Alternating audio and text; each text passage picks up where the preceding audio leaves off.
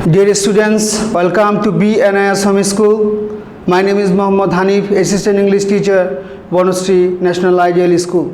I hope all of you are well by the grace of Almighty Allah. Alhamdulillah, I am also fine. Today I will take the class of class 6 on right form of verb, which is very important classes today. So আজকে আমি right form of ভার্বের উপরে তোমাদের class নিব এবং কিছু rules নিয়ে আলোচনা করব। তোমাদের পাঠ্য বইয়ের রুলস 26 থেকে 36 পর্যন্ত তোমাদের যে আলোচনা সে বিষয়টা আজকে আমি করব। প্রথমে এখানে যে আমাদের রুলসগুলো দেওয়া আছে, চলো আমরা আগে বোর্ডে যাই, তারপরে বিস্তারিত আলোচনা করব। দেখো এখানে প্রথম যে 3টি রুলসই আছে, প্রথম 1 থেকে 5 পর্যন্ত রুলসের মধ্যেই ইফ দেওয়া, তার মানে হলো এগুলো কন্ডিশনাল। কন্ডিশনালের রুলসের যে সিস্টেমগুলো এটা আগে তোমাদের জানতে হবে। যদি আমরা এখানে পড়ি, if he reaches more he pass, if I saw him, if I had got the news, had I been a poet, if I were a rich man. এখানে যে ইফ দিয়ে যে কন্ডিশনালগুলো দেওয়া আছে সে বিষয়গুলো আজকে আলোচনা করব। তাহলে চলো, ইফ সাধারণত কন্ডিশনাল হয়। কন্ডিশনাল হলো দুই ধরনের, একটা ওপেন কন্ডিশনাল আর একটা হলো ক্লোজ কন্ডিশনাল। ওপেন কন্ডিশনাল হলো যে কন্ডিশনের শর্তগুলো এখনও পথ খোলা আছে তাকে আমরা ওপেন কন্ডিশনাল বলি, এবং যেগুলো যে কন্ডিশন বা শর্তের পথ এখন বন্ধ হয়ে গেছে তাকে আমরা ক্লোজ কন্ডিশনাল বলি। দেখো এখানে ইফযুক্ত সেন্টেন্সের প্রথম অংশটুকু যদি প্রেজেন্ট ইনডিফিনিট হয়,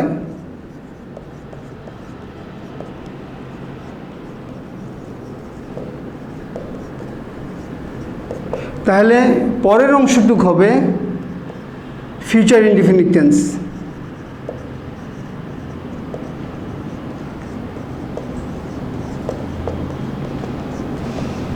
তাহলে আমরা কি জানলাম?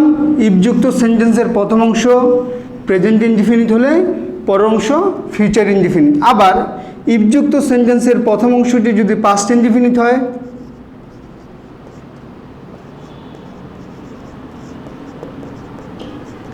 তাহলে পরের অংশটা হবে পাস্ট কন্ডিশনাল।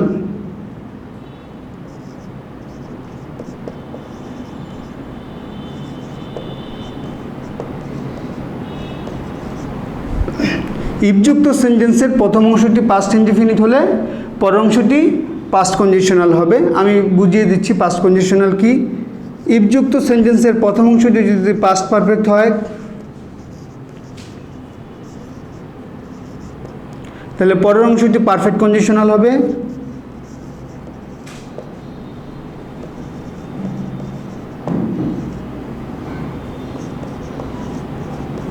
Perfect conditional.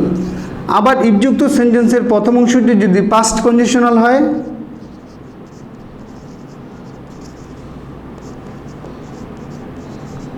তাহলে পরের অংশটিও পাস্ট কন্ডিশনাল হবে।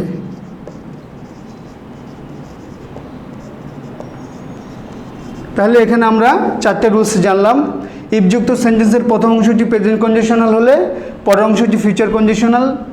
প্রথম অংশটি যদি পাস্ট ইনডিফিনিট হয়, পরের অংশটি পাস্ট কন্ডিশনাল। ইফযুক্ত সেন্টেন্সের প্রথম অংশটি যদি পাস্ট পারফেক্ট হয়, পরের অংশটি পারফেক্ট কন্ডিশনাল, এবং ইফযুক্ত সেন্টেন্সের প্রথম অংশটি যদি পাস্ট কন্ডিশনাল হয়, পরের অংশটি পাস্ট কন্ডিশনাল, অথবা আমরা পারফেক্ট কন্ডিশনালও দিতে পারি। তাহলে আসো এই রুলসটা জানতে হবে। এখন পাস্ট কন্ডিশনাল কি এটা একটু নিয়ে আলোচনা করব। পাস্ট কন্ডিশনালের স্ট্রাকচার হলো subject plus would, could, may, would, could, might plus V1। এটাকে আমরা বলবো হলো পাস্ট কন্ডিশনাল। আর হলো পারফেক্ট কন্ডিশনাল হলো subject plus would have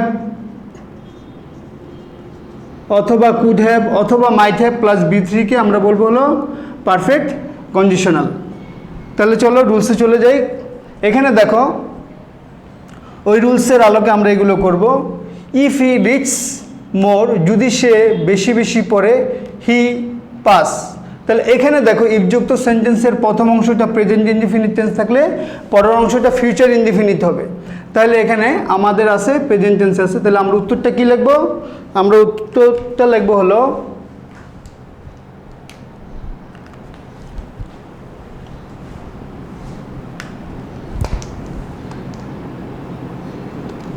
will pass. আবার দেখো ইফযুক্ত সেন্টেন্সের প্রথম অংশটা যদি পাস্ট ইনডিফিনিট টেন্স হয়, পরের অংশটি পাস্ট কন্ডিশনাল হবে। তাহলে পাস্ট কন্ডিশনালের স্ট্রাকচারটা আমি কি বলেছিলাম? সাবজেক্ট প্লাস উড, কুড বা মাইট প্লাস ভার্বের প্রেজেন্ট ফর্ম। তাহলে এখানে আছে শুধু সাবজেক্ট প্লাস ভার্বের প্রেজেন্ট ফর্ম। তাহলে এটা ভুল আছে, এটাকে আমরা লিখব হলো আই উড হেল্প। তাহলে কি হলো? If I saw him I would help him. যদি আমি তাকে দেখতাম, তাকে সাহায্য করতাম।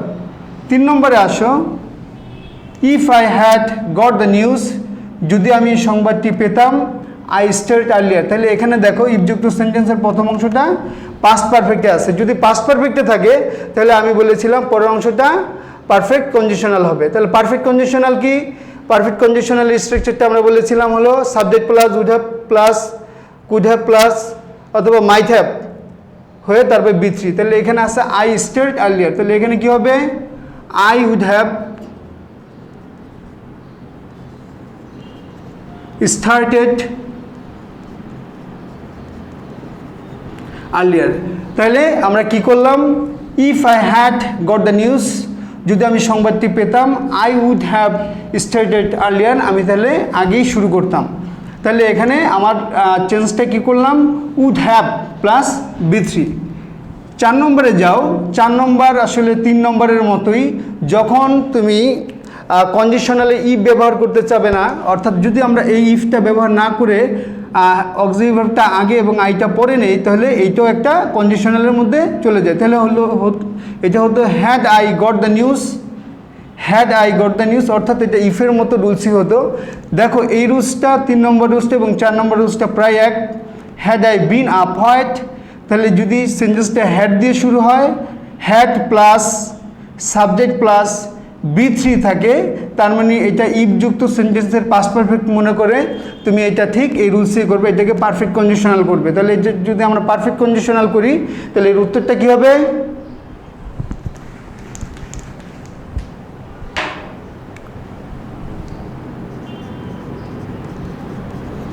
would have written।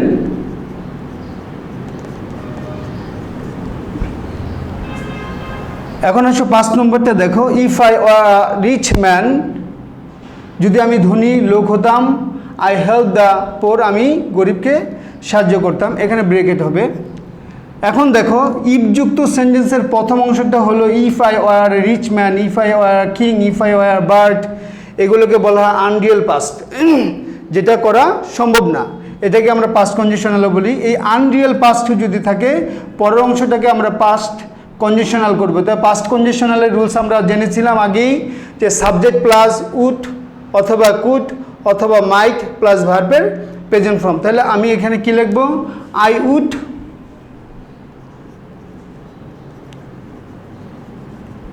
Help the poor.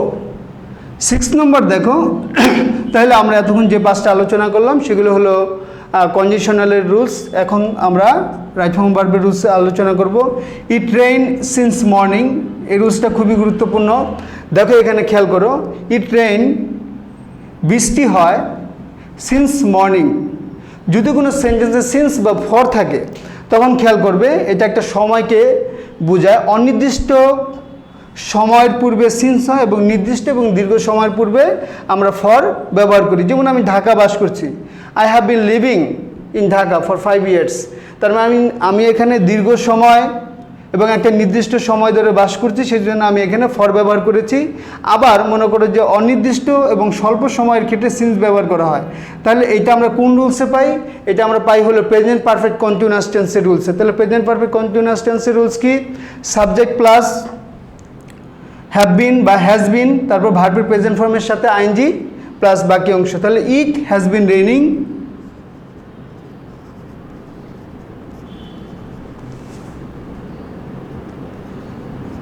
it has been raining since morning।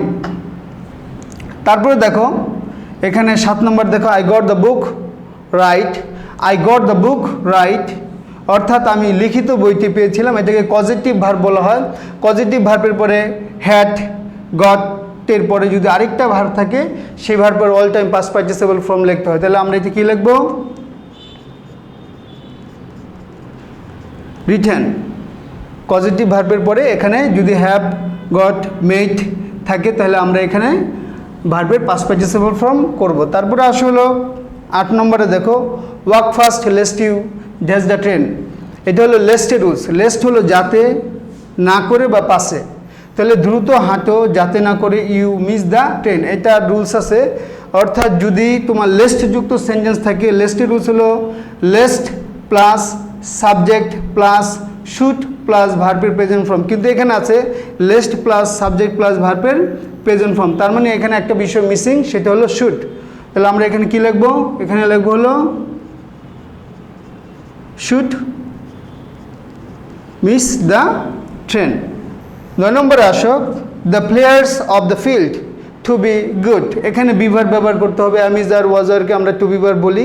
তাহলে এখানে দেখো এটা হলো সাবজেক্ট ভার্ব এগ্রিমেন্টের একটা রুলস, অর্থাৎ এখানে টু বি ভার্ব ব্যবহার করতে হবে। এখানে দেখো যদি আমরা খেয়াল করি, the players of the field, এখানে আমিজ আর ব্যবহার করতে হবে গুড, ভালো। এখানে কি ভালো? মাঠ ভালো নাকি মাঠের খেলোয়াড়রা ভালো? প্রশ্ন হলো এটা। তার মানে এখানে বুঝেই যাচ্ছে ভালো হলো প্লেয়াররা, তার মানে এখানে ইন্ডিকেট করেছে হলো প্লেয়ারদের। তো প্লেয়ার্স হলে এখানে আমাদের আর ব্যবহার করতে হবে, যেহেতু এটা প্লুরাল ফর্মে আছে। তাহলে কি হলো? The players of the field are good. Last of all rules, 10 number rules দেখো, 50 miles be a long way.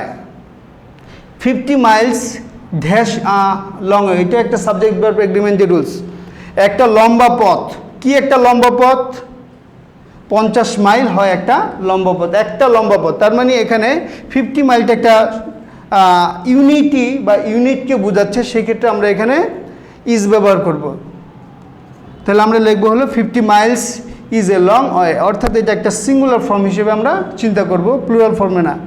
আশা করি প্রাণপ্রিয় শিক্ষার্থীরা তোমরা বুঝতে পেরেছো। বাসায় আরও বেশি রুলস চর্চা করবে এবং বেশি বেশি রুলস পড়ার চেষ্টা করবে, মনে রাখার চেষ্টা করবে। আর আমি যে বিষয়গুলো করিয়েছি তোমরা শুধুমাত্র উত্তরগুলো লিখে দিতে পারো, বা সম্পূর্ণ সেন্টেন্স তুলে তারপরে উত্তরটা লিখে নিচে দাগ দিয়ে তারপরে সাবমিট করতে পারো। প্রতি রবিবার স্কুলে হোমওয়ার্ক জমা নেওয়া হয় এবং এই হোমওয়ার্কের উপরে একটা নাম্বার প্রদান করা হয়, যে নাম্বারটা বার্ষিকের ফলাফলের সাথে যোগ হয়। তাহলে আজকে আমি যে বিষয়গুলো করিয়েছি সেগুলি তোমাদের হোমওয়ার্ক থাকবে CW to SW। আশা করি তোমরা বুঝতে পেরেছো। অন্য আরেকদিন অন্য আরেকটা বিষয় নিয়ে আবার আলোচনা করব। সেই পর্যন্ত সবাই ভালো থাকবে, সুস্থ থাকবে, স্বাস্থ্যবিধি মেনে চলবে, বেশি বেশি করে ভিটামিন C খাবে।